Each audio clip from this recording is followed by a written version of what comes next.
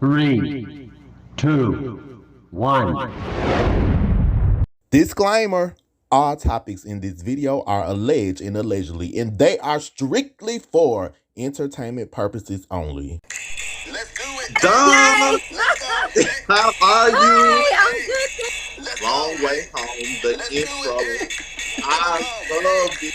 Let's do it. Chopping it up with you like veggies in a food processor for Thanksgiving dressing. Let's do it. Let's go. Okay, we gotta be ready with that introduction. Yeah, that was great. Jay's on point. Y'all interviewers better be on point because Jay know what he's doing. Take note. Jay, everybody do watch you. When you doing your post about me, great job. If you are not one of my apple pies, those are my subscribers. You better go ahead and subscribe. It's a billion, jillion, cajillion people here on YouTube, baby. You might not come across me again. Set your notifications to all. That way you'll get alerts when I upload a new video. Feel free to like, comment below, and share. Now, let's talk about it. Donna, how are you? Hi, I'm good, thank you. What was you talking about, a legend? You, not me, I'm you. messing with you. I'm so messing with you. How are you today? I'm good. How are you? I'm great, thank you so much. I am celebrating Ooh. Young, Gifted, and Black. I am celebrating I know we only have a month. I'm pissed off at that. But I'm celebrating Black History Month, Black History Year, okay? Black History Decades. We are the chosen people. So it's not just a day for me, but because they're saying it's our month, I'm going to celebrate it. So I'm happy to be here. But like you said, we don't have to be defined by the month. It's 365 days. Thank you. Of being Black. Okay. Young and gifted. Black and proud. Exactly. Yes. Okay, so Donna, I know you've been doing a lot of interviews. Now, oh my gosh, too much, Jay. I'm talking too much. I can't even think straight. I'm like, I've said this story over and over and over again. But let me just add to this. Somebody hit me up and said, you know, you're doing all of these, you're being asked the same questions. I'm like, no, I'm not. They'll ask the two main questions that they do ask. I think every single interview has asked the same. How did the group get together? Like, how did you get into En Vogue? And then why did you leave? That's pretty much. I'm not going to ask that. No, it's okay. But my thing is, every single time that I do an interview, the platforms that people have, those people that are watching their platforms and following their platforms may not have heard the other 80 platforms that I've done. So somebody's hearing my story for the first time somewhere. And it's okay if it's repeated. It's okay. I'm enjoying talking to you guys. Someone else said today, oh, you could put up about 20 questions and answer them all and have people pay to just listen to your answers. And I'm like, no, because I am giving light. I'm shedding light on podcasts that people normally wouldn't watch. You know, you guys have a smaller audience than a Oprah Winfrey or a, Ellen or Jimmy Farrell. You know what I mean? So I'm grateful to do this. To me, it's a joy to be on your page. So thank you so much. Thank you, but I'm not going to ask the same questions. I'm going to ask different ways. But I got you. I have to do this because I watch the interviews, but there are younger people that are just like Don, En Vogue, Lucy Pearl, that are just knowing this. So I'm going to do this introduction for you. Yes. Because it's important for people to know. Okay? All right. Yes, thank you. Okay, so Don Robinson was a member of En Vogue, the quartet that kicked off the 90s with perfect harmonies, pitch. All four ladies sung the lead, unlike a lot of other groups that relied on a lead singer. Okay, the group was known for immaculate fashion, beauty, hair, glamour, class, and style.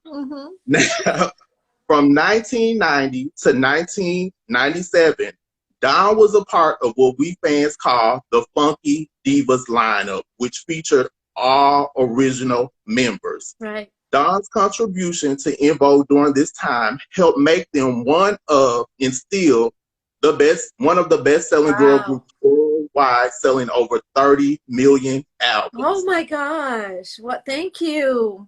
Wow. En Vogue has had endorsement deals with Converse shoes, Diet Coke. Spike Lee even directed their commercial for Coke. Sure did. Now, during Don's time in En Vogue, the group had 6 #1 R&B hits with Hold On, Lies, You Don't Have to Worry, My Lovin', Giving Him Something He Can Feel, and Don't Let Go, which is the group's biggest hit to date. That Don song, Lead On, it sold 1.8 million copies, but y'all know it's probably more with streaming and download. Exactly today, yeah. Wow. They also had 2 R&B top 5 hits with Don't Go and What a Man with Salt and Pepper, 4 top 10 5 hits on the Billboard Hot 100, 2 top 10 hits on that chart as well. The group's first album, released in 1990, Born to Sing, went triple platinum. It was followed up with Remix to Sing in 1991. In 1992, the group's second album, Funky Divas, went on to sell 5 million copies, and it was the 7th best-selling album of that year and their best-selling album to date. In 1993, the EP Runaway Love was released, and it contained the hit title track and What a Man with Salt and Pepper. What a Man, 2 of En Vogue singles have made it to Billboard's most successful girl group songs of all time. Wow. Don't Let Go, in at number 12, and Hold On, in at 23. Now, the group has won 1 Billboard Music Award, 1 Soul Train Lady of Soul Award, 2 American Music Awards, 3 Soul Train Awards, 7 MTV Video Music Awards, more than any other female group, period. And the group has had 7 Grammy nominations, and that, ladies and gentlemen, is the power of having Dawn S. Brown in your group. Dawn Robinson, would you get? See, you had everything right until the end. Your middle name is not S. It doesn't start with an S. Sharice. Okay, Sharice Robinson, Brown. yes. Oh my God, thank you for that history. That almost made me tear up. I appreciate that. Wow. More than any other girl group. I'm always proud of that because you got, oh my gosh, the Spice Girls, you got the Bangles and the Go-Go's, you got Cover Girls, Sweet Sensation, Sister Sledge, Emotions. You can go back to the Supremes, and I know that there were no award shows back then like this, but to say that we have more MTV awards than any other girl group is just, to me, that's huge. I don't know why. I think it's because that's a pop crossover show. It's a, you know what I mean? It's mostly predominantly a white-based fan base, a white fan base demographically. So to have that and to have done that and still hold the record for that to this day, we were the baddest bitches that ever did it. Come on, I'm like, not TLC, not, you know, Destiny's Child, not SWV or Jade or all of those great groups. Brownstone, like, come on, man, that is huge. I'm so proud of us for that. Woo, for many things. So that's really great. Thank you thank you, Jay. Oh my gosh. Mwah, mwah, mwah. Thank you for that. Seriously. You are welcome. So we're not just going to talk about Dawn's past. We're going to talk about the present, the future, her record label. She has an upcoming book and a lot more. So I got my questions. I got my quotes. Yes, okay. All right. I'm ready for your quotes. I am ready for your questions. Okay, so I'm going to start off with this scenario and get your thoughts. Okay. Okay. In 1990, En Vogue released Hold On. It was the first song, and it was a hit. It was massive. From that album sold over 3 million copies, probably more. In 1991, Jodeci released their first single. It didn't do so well. Really? Their second, it's called Gotta Love. A lot of people don't know that. Wow, no, exactly. Wow. They wanted to release it, and Andre Harrell told Puffy at the time, if this flops, I'm going to fire you. But he didn't fire him. They let them release the second single, and it became a hit. And their album sold 3 million copies, like En Vogue's first album. Exactly. Now, when it was time to renegotiate their contract with Uptown Records, which was owned by Andre Harrell, they brought in Suge Knight. Y'all know Suge. Wow! Yeah. I didn't know to this. help, yes, to help renegotiate their rate. And I think he helped Mary J, because Casey was dating Mary, get a better rate. Wow. So my question is, do you think if En Vogue was a male group, they would have gotten a better negotiation rate for their second album? Because Jodeci, after that, they had mansion, they had cars, and they were just rich. Good for so them. Do you think that? Good for them. I don't know, unless I think the key to that whole thing happening for them was, as crazy as it seems, Suge Knight. Suge Knight didn't play. But I've heard over the years, that he would strong arm people, meaning sign this fucking contract with a gun to your head. I mean, you know what I'm saying? It was like he would bully people into signing with him. So I don't know unless we had someone like him in our corner to say, no, this isn't right. And for a while, I actually was hoping that he would, because while I was still in Vogue and we were at the height of our career, I was hoping that he would come around. I just didn't want him to bully us. But like, let me represent you guys just for this and make sure you get more money, and then I'll walk away, and let you have a different manager or something. I wanted someone to speak up for us that would be strong enough to talk to the label and threaten their asses legally, though. Because you can't just strong arm people and walk in and with guns and stupidity and foolishness. You know what I mean? Right. Although the music industry is built on the backs of people that were doing, moonshine, like with Ahmet Erdogan and his brother. I forgot his name, but him and his brother started with moonshine. They started Atlantic Records. They started a business selling moonshine, and then they sold that business to Seagram's, which became Seagram's. Oh, okay. Yeah, and then they started a music business, which was Atlantic Records. So I mean, this business is built on. It's built on handshakes. It's built on. It's a lot of, what do you call them? Gangsters. You know what I mean? It's built on gangsters. So from back in the day, it's just the way that it was. And you're talking about what do you call them? The mobsters, the mob. Yeah. The mob created the music business. So there's a lot of dirt and a lot of stuff. I mean, it's just the way that this business was built. So it's not surprising of what happened to us. I just wish that someone like Suge, or someone with a badass reputation of saying no, we're not having this shit. Y'all are going to pay them right now. You're going to tear up that old shit, and you're going to renegotiate what these girls deserve and give these girls what they deserve. You know what I mean? Right. And so I don't know if that necessarily would have happened with Suge, because I think once you're down with Suge, you sign your name on you sign your life away. Right, yeah. Pretty much. So how much would that have benefited us? I don't know. I don't know. I just wish that, because to me, the power that we had was the four of us together. So if we would have just stuck together, we wouldn't have needed Suge Knight. We wouldn't have needed anybody in our corner, because we had each other. That was the power. We were the ones with the power. Sydney, Terry, Maxine, and Dawn do not go in the studio. There's no albums. There's no money. You guys are not making shit until y'all motherfuckers make sure you renegotiate with us. The four of us are standing together in solidarity, arm in arm in arm. I can't do it by myself, but we're arm in arm, and we're gonna see this through. And if that would have happened, bam, we would have had what we deserved. But okay, so by the time we came together, we did come together. But by the time we came together, next thing we know, Terry was in the studio. That's what changed it all. Without her, we can't renegotiate shit. We need 4 girls. We didn't start with 3. We started with 4. Let me ask you this then. Yes. I had to do my research, but I saw this. Now, in 2009, En Vogue appeared on the A&E network show Private Sessions. Right. Cindy said this in regards to you leaving the group and also you not being on the EV3 album.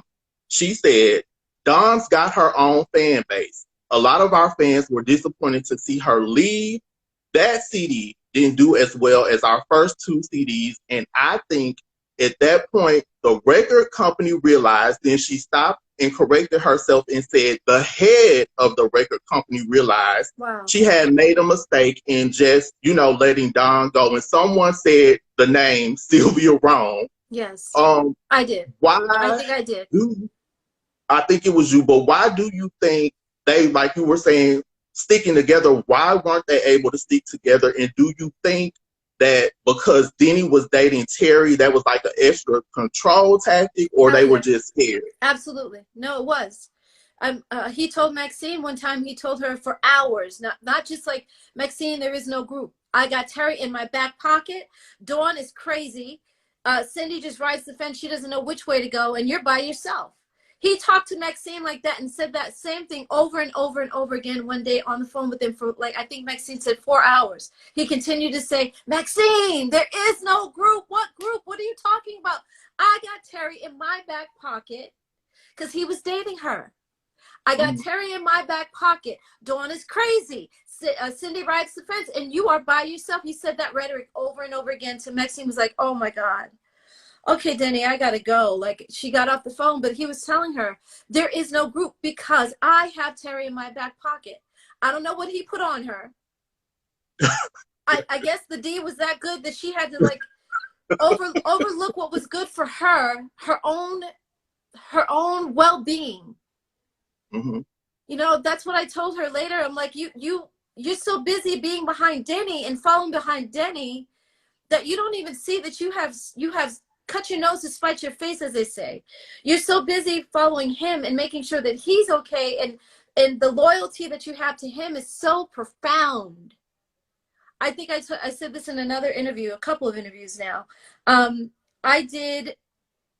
was doing a song with Devontae from Jodeci. Funny that you bring them up, but we were working on a song together for my solo album, and I called it, I said, prostitutes of the industry.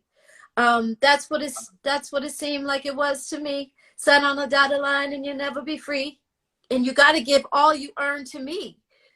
So, yes, we were giving all our money to our producers. We were giving all our money to our record company and to the, and to the government as first, really, the IRS.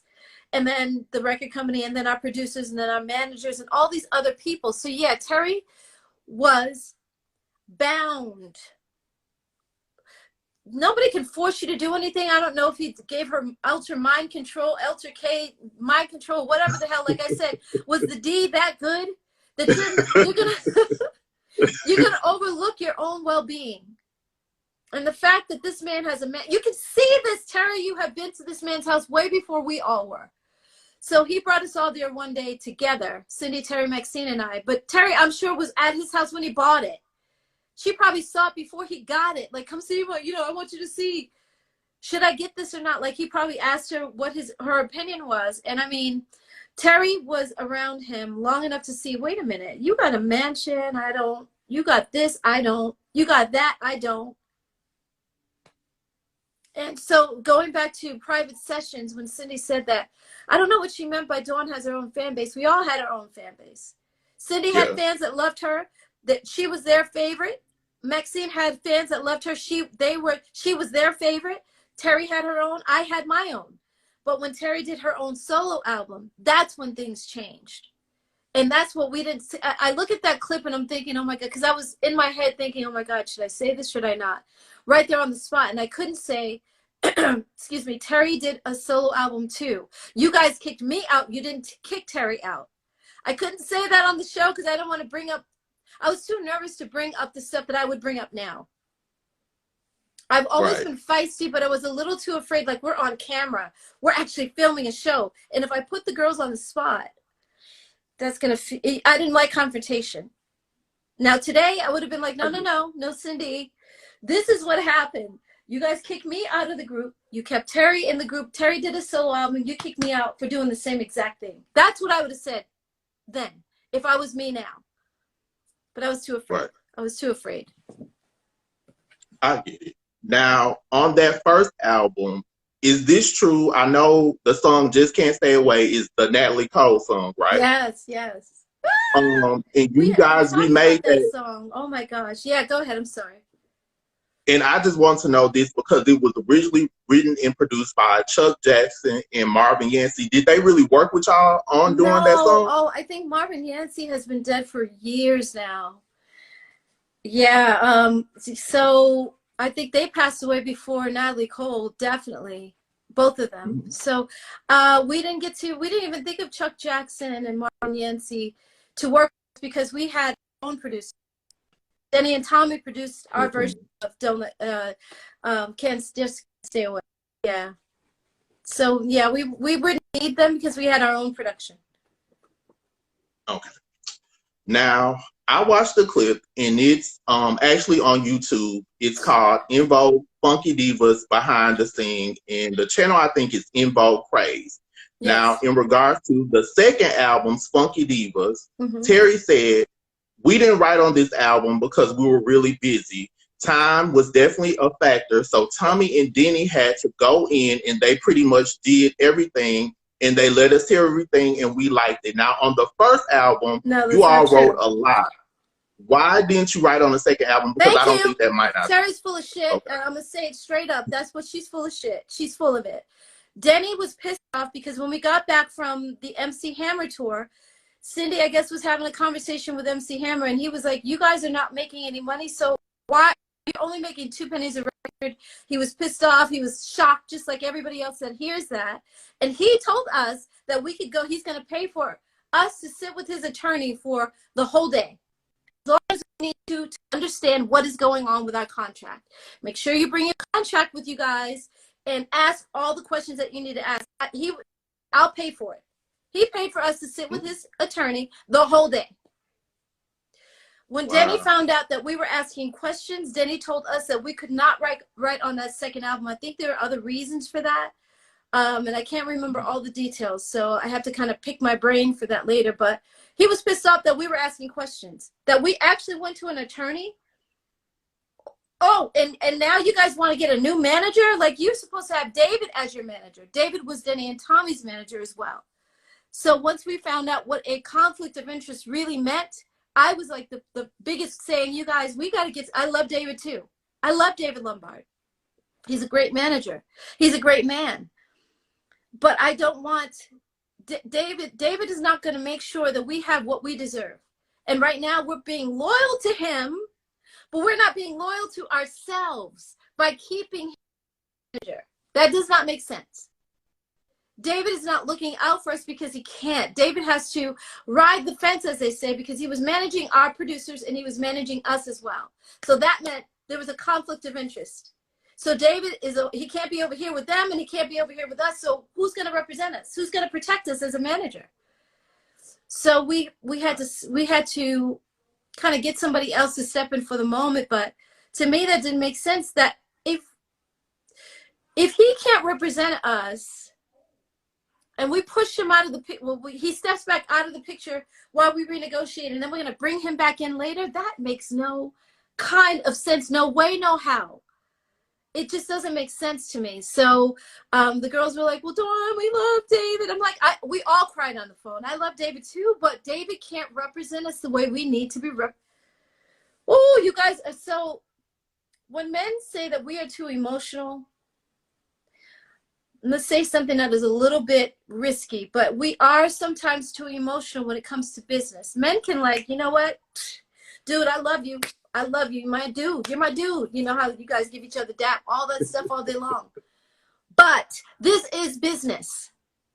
Right. And so guys can do that much easier than we can. And I was like, you guys, please don't take it personal. I love David too, but David cannot represent us. It's not fair to us. How are we going to look out for ourselves if we're not looking out for ourselves? David has to go. And then they kicked me out of the group and they ended up getting David back in. Like, they rehired him. Stuck on stupid, that's all I say.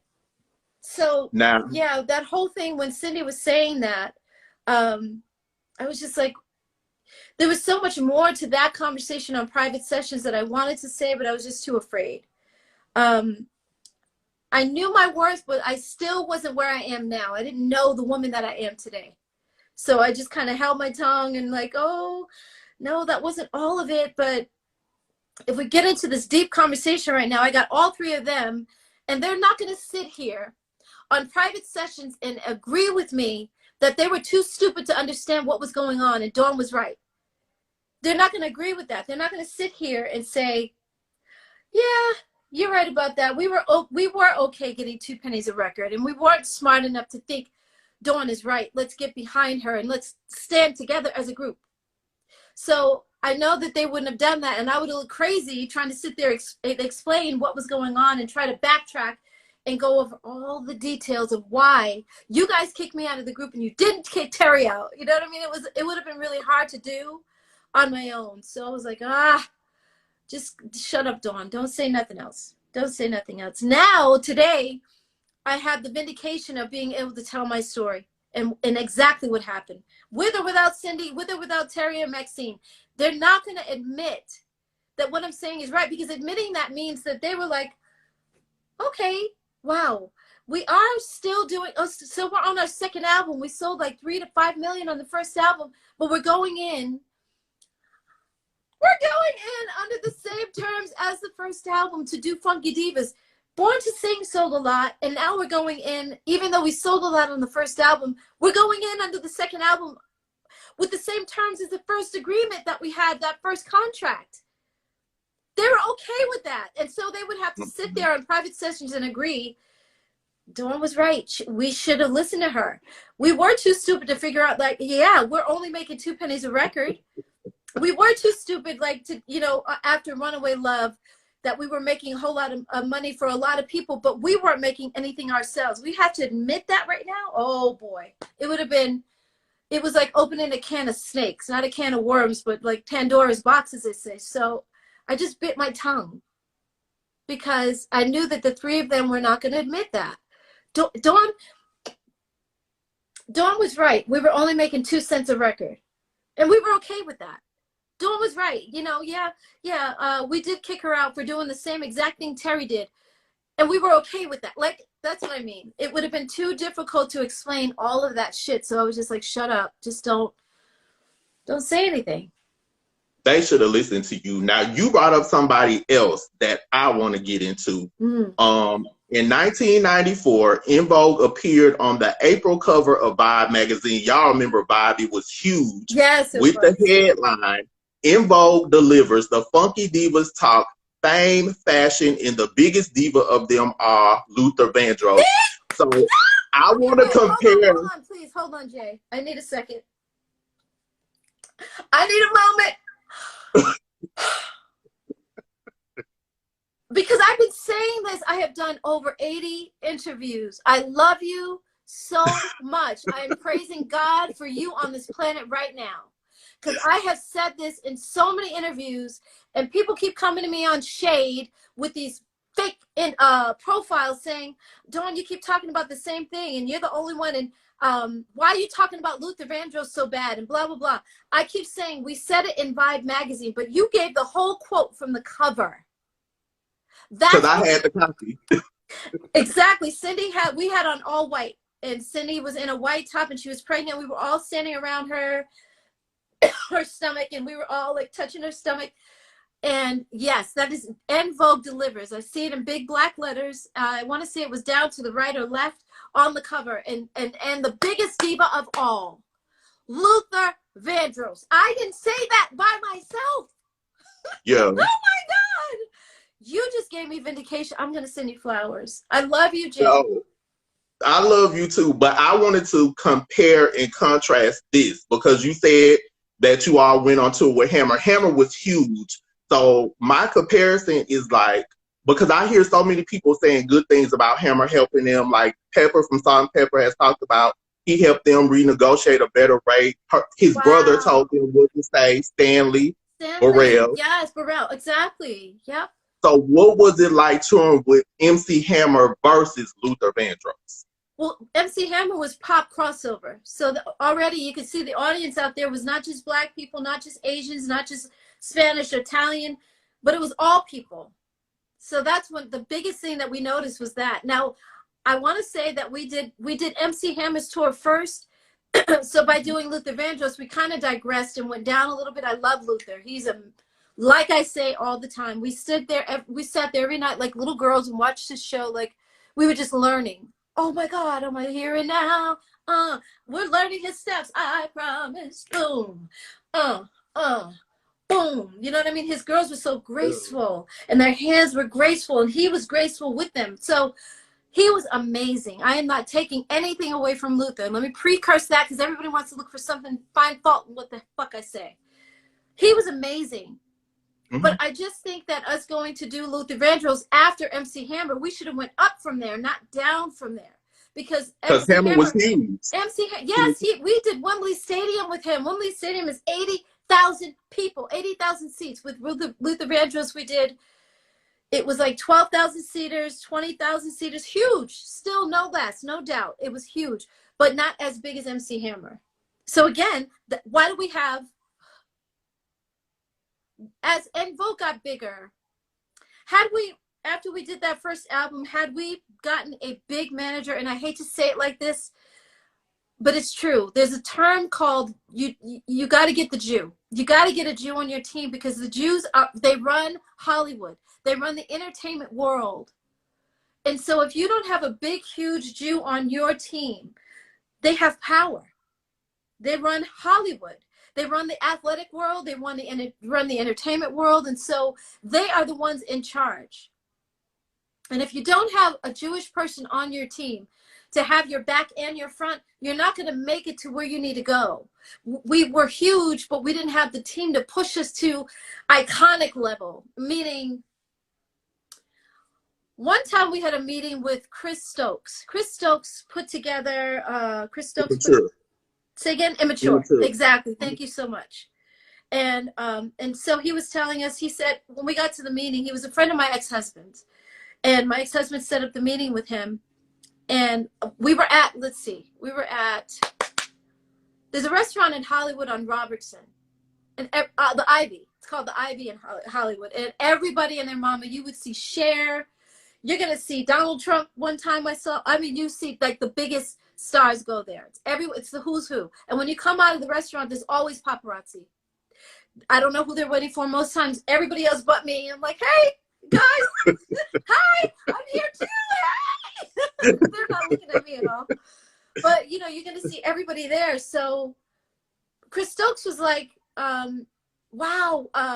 No, so sorry. Let me digress that. We were at the Spirit Awards, me and my ex-husband, and I was giving away a couple of awards that day, and they give awards to everyone. Doctors that do, you know, a lot of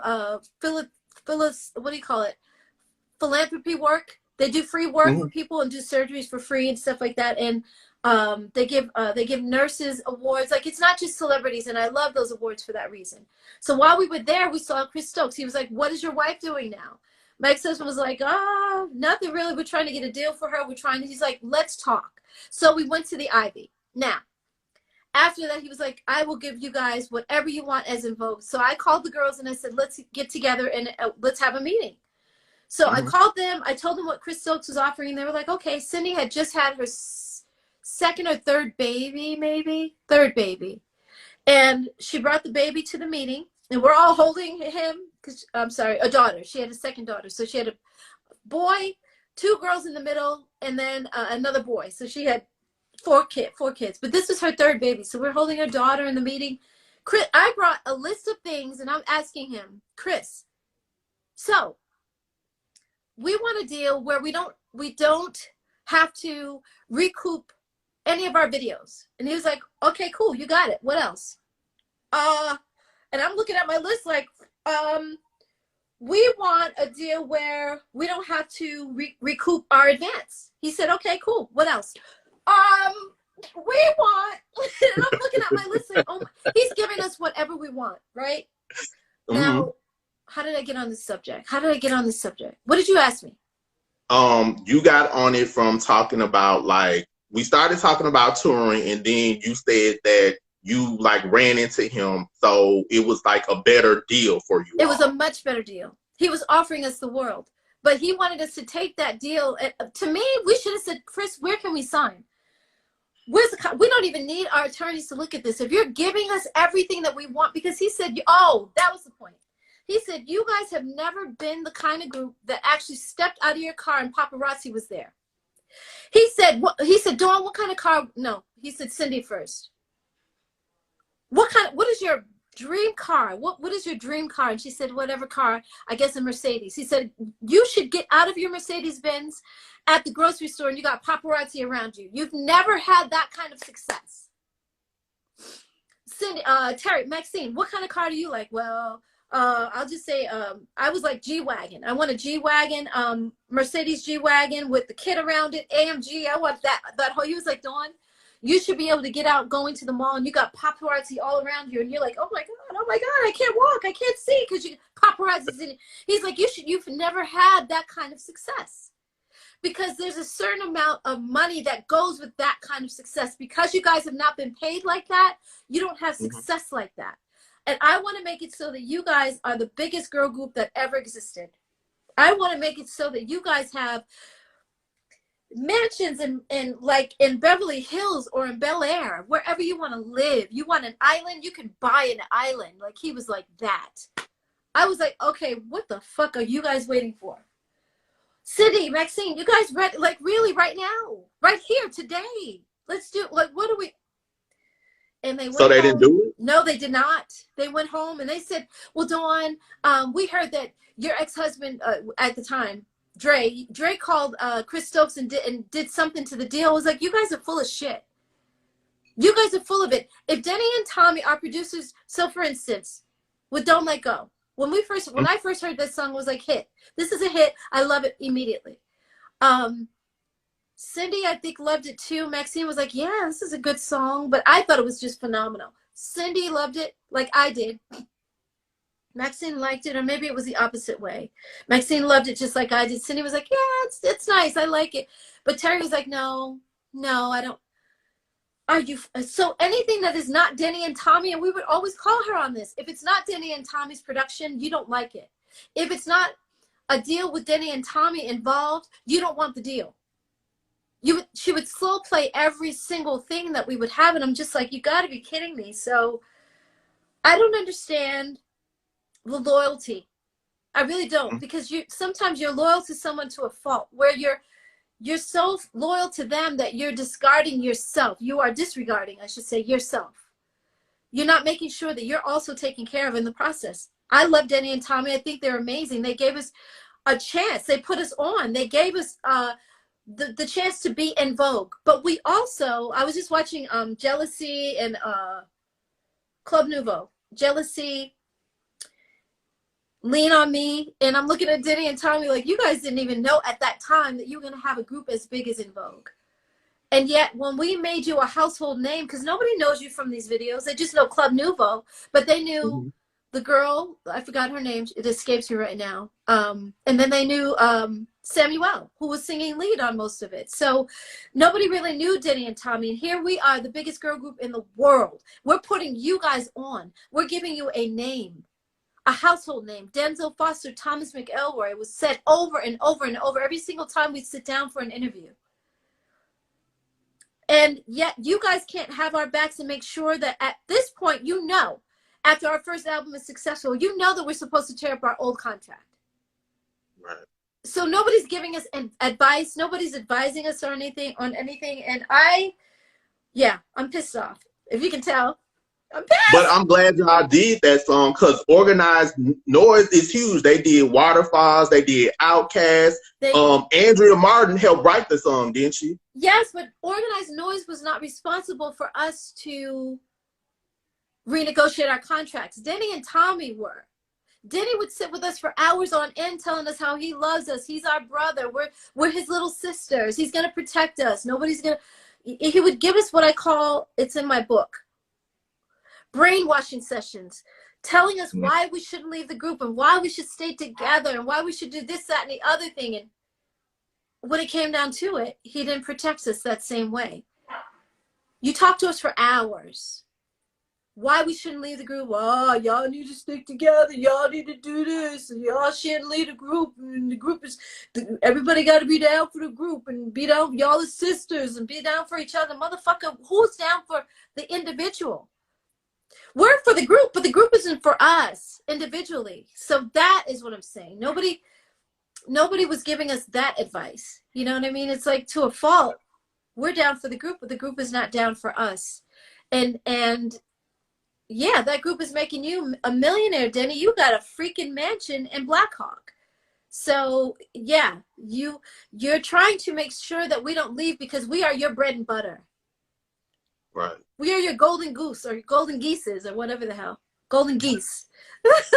We are that for you. So you don't want us to leave the group. You don't want us to wake the fuck up and get the hell out. You don't want us to destroy what's not broken. For you and Tommy, everything was perfect. For Denny and Tommy, everything was fine. For us, it was not. And as long as they could keep it that way and keep us in the dark, everything was good for them. The minute I woke up, they were like, oh shit. we gotta get this bitch, we gotta get her out. Yeah, well, you know what? I sang the biggest hit, so good luck with that. And you know what, too? I say that all the time, and it's a little bit of an ego in there, but I think that I really know this for a fact. I don't think I know. God would not see through to it if you guys would have just kicked me out of the group, big hit or not. If they would have kicked me out of the group the way that they did, wrongful termination the way that they did, it still would have failed. They would have failed because you can't live a good life knowing that you did bad by someone. Excuse me, that's karma. That's just karma. So I'm going on and on and on. What are the other questions? I'm so sorry. Well, they haven't, ever since that era, the group now hasn't reached that success again. But this question, since you talked about Don't Let Go, which is a video I love, you guys worked with director and photographer Matthew Rolston. He gave you amazing videos with My Lovin', Don't Mess With My Man with Lucy Pearl. I love that one. What a Man with Salt and Pepper. Why do you think those videos are so iconic? Because the visual of those videos still stand the test of time. Yes, yes, and yes. Oh my gosh. You said it. Matthew Ralston. Someone just put a photo out, and I'm standing right next to him. And I said, wow, you guys found this picture of me with us. It was all of us, but I was standing right next to him. It was from Don't Let Go.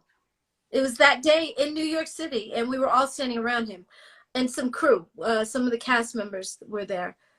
Yeah, those videos were iconic because it's Matthew, and he's a visionary too. He is more in the fashion world. He actually does commercials, or used to. I don't know if he still does actually, but he was doing bigger things than videos. And our video, he just wanted to work with us, so that was a blessing in itself. And he showed us that fashion. He showed us what lighting. I have a light around my but I don't have it plugged in. But yeah, the ring light came from Matthew. Matthew's the one who came up with that fashion. Yeah, because for the Never Gonna Get It part, never gonna get it, never gonna get it, that breakdown part, we can barely move. So all that stuff comes from that lighting in there. We had to stay still because we were only within if you move out like this, you're out of the camera shot. If you move out like this, you're out of the camera shot. So his lighting, he actually had bulbs around his light. His ring light had bulbs, like light bulbs. And Matthew was just a perfectionist. He loved beauty lighting is what he called it. He came up with that. That was his thing. So it was iconic it was a privilege to work with such an icon, because he was a perfectionist. He understood fashion. I think he does runway photography as well, or magazines, like he does retail, not retail, what is it called? He shoots for magazines. He shot us for Rolling Stone magazine. We were on the cover of that as well. So yeah, he does a lot, and he's in the fashion world. So he understood what we needed. That's why Salt and Pepper wanted him, because they were like, okay, yes, exactly. If what's the video? If Don't Let Go looks that good, and then yeah, we want him too. We want the person that made that happen. Sorry, trying to straighten up my light. But yeah, we want the person that made that happen. So they hired him, and with him was what's his name? Kevin Aquan. Kevin Aquan is such an amazing makeup artist. He passed away now. That's why I said it like that. But he was, you know, I'm thinking, oh my God, this is Kevin Aquan. And the girls, Salt and Pepper, were like, wait, we were like, now all of a sudden we got to get Kevin Aquan because it's En Vogue on the set. We were like, yes, ma'am. You know, they were making a joke about it, but he was expensive. And I'm thinking, we had never worked with him either. We had Troy Jensen from the very beginning, so we didn't know. And here we are on the set with them, and they're like, wow, so Kevin Aquan. We get Kevin Aquan because of En Vogue. And we're like, whatever, y'all. But he was so sweet, so down to earth, so kind. When I tell you, his heart was of gold. He wasn't messy. He wasn't catty. He wasn't bitch and this and all that. He wasn't any of that stuff, which I thought it was going to be that. I was prepared for. I was like, bitch. He was like, huh? Oh my gosh, why did you say that? You know, he was like, I was like, he's not your average. Okay, wait a minute. Let me fix myself. I'm sorry, Kevin. No, he was really sweet and very kind. And I'm sorry that he left us. He was genius. But we only got him because of Matthew. Again, Matthew was like, nope, I want the best. I love Troy, but I want the best. So he brought him in. Now, something else I love in the video for giving him something he can feel, yes. Y'all had the actor Dorian Harewood that played Levi Brown in Sparkle. Exactly. Yes, we did. Oh my gosh, thank you for coming with his name. I'm so awful. I've done 80 interviews, and I always say in the original guy from Sparkle, and I don't know his name. So Dorian, thank you. You're welcome. That was, so we had filmed the whole video up until the last hour by ourselves. So our reactions, looking at the guys and doing all those sexy moves and all that stuff, was by ourselves. Oh. And then when they got there, because we were nervous. We didn't want to do this in front of El DeBarge and Johnny Gill. Come on now. Like, no. So when they walked in, we had to say hello to them, and then they refreshed our makeup and our hair, and we did it twice in front of them. The whole thing, man, that whole thing in front of him, in front of them, and it was like, oh my God, I can't look out there. I can't. You're supposed to look over their heads to the back wall. You got to act like you're looking at the audience, but you're looking at the seats behind the people, the empty seats. Because if you look and you catch someone's eyes, you're like, oh my God, you're nervous. Yes. So we had to act like, oh, we're looking at you. You look sexy. Oh, hi, Daddy. Hi, Daddy. How are you? You know, we had to act like that, but I'm looking at the back wall and not looking at you. Because it was too, oh my gosh, too hard. Hey, you guys. Hey. Hey, everybody. But it was sexy, though. Y'all actually did 2 songs from Sparkle, the soundtrack that Aretha Franklin did and Curtis Mayfield wrote and produced. Did y'all ever hear what they thought of y'all doing the songs? No. Oh, my gosh. Aretha, I kind of understand, because I'm like, anytime someone wants to redo Don't Let Go, I'm like,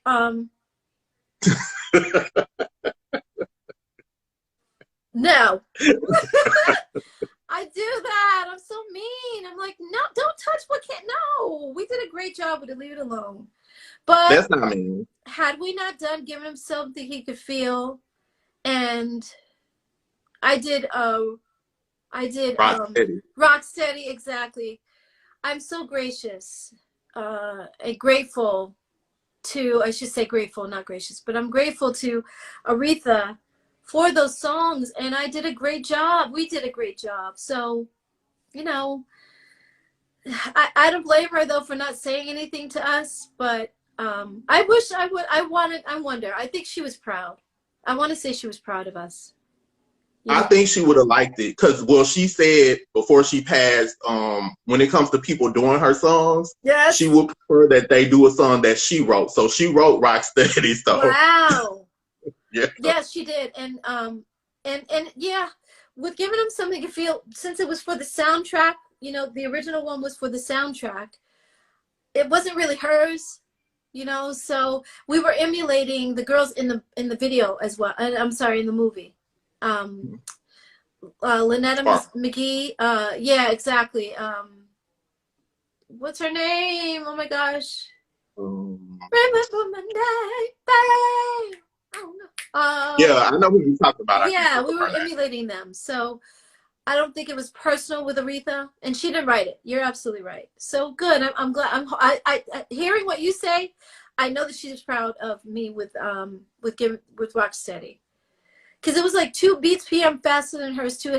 I needed a little more energy with it, so we sped it up just 2 beats per minute, 2 BPMs as they say, and it was such a great song. I mean, all that organ in the beginning. That's Aretha. Come on, that's her all day long. You know what I mean? It was the ultimate 70s song. That was the get down for the barbecue, the backyard barbecue at everybody's house. Come on. It was. For Black people, that was our theme. So thank you. You know that organ is Donny Hathaway. No, my gosh. That's what? Donny Hathaway. Yep. Because, you know, he was on Atlantic with Aretha, and he played on a lot of her stuff. Oh, my gosh. That's Donny Hathaway. That's Donny. You are a genius with your history here, Jay. You're giving me life right now today. I love this. Thank you so. Had no idea. I would have, you know what? I would have sampled, had I known that, because we had somebody replay it. I would have sampled him just to give him love again on that song, on my version. Yeah, I had no idea. Wow. Thank you. That's great. You're welcome, but I loved your version because a lot of people can't cover her and do it right. Exactly. It's hard to do live, though. I'll tell you that. I am like, ah, yeah, ah. Oh, it's hard to, because right now I just did it in a falsetto, but I would do that. I do it, ha. Well, if I scream, it's going to be loud, but I do it in full voice live, and I'm just like, oh my God. I'm sitting there like with my hands on my knees, like, okay, oh my God. It is. I get winded. Because it's a high note. It is very high. You gotta hold it. Yeah. You have a 4 or 5 octave range though, because you can do whistle notes, right? Yes, I can. That's not a whistle note though, but yeah, I can do whistle notes. But yeah, it's still something about, because it's fast. And I'm dancing usually. That's probably why I'm dancing through the song. That's what I feel. And I'm let's go song. Going across the stage and talking to the fans. Send me more hips with a feel side. You know what I mean? And so by the time I get to that, car, take a ride. By the moon, Rocksteady. Let's go song. Exactly what it is. It's a funky love I feel. It's moving. You know what I mean? So by the time I get there, it's like, yeah, it's tough. It's tough. It just means that I have to rehearse more before I get on stage, because you got adrenaline. You don't have an audience in rehearsal with you, so you don't have that adrenaline. You don't have the energy. You don't have the you're not walking back and forth on stage like you are when the audience is there. So in rehearsal, you're just kind of standing around and singing, and you're just doing your thing. But when you got the audience, you're turned up. You know what I mean? So you got a whole different energy. And I'm just like, oh my God. Y'all hold on for a second. Hold on, please, hold on. Yeah. It's hard. Oh my gosh. Thank you for watching the remastered, uploaded edition of this interview. Thanks to Diva Don for letting me interview her. And if you would like to see the full interview, click in that description, is there. Let's go. Let's do it. Let's go. Let's do it. Let's go. Let's do it. Come on. Let's do it. Let's roll. Let's do it. Let's move. Let's do it. Let's go. Let's do it.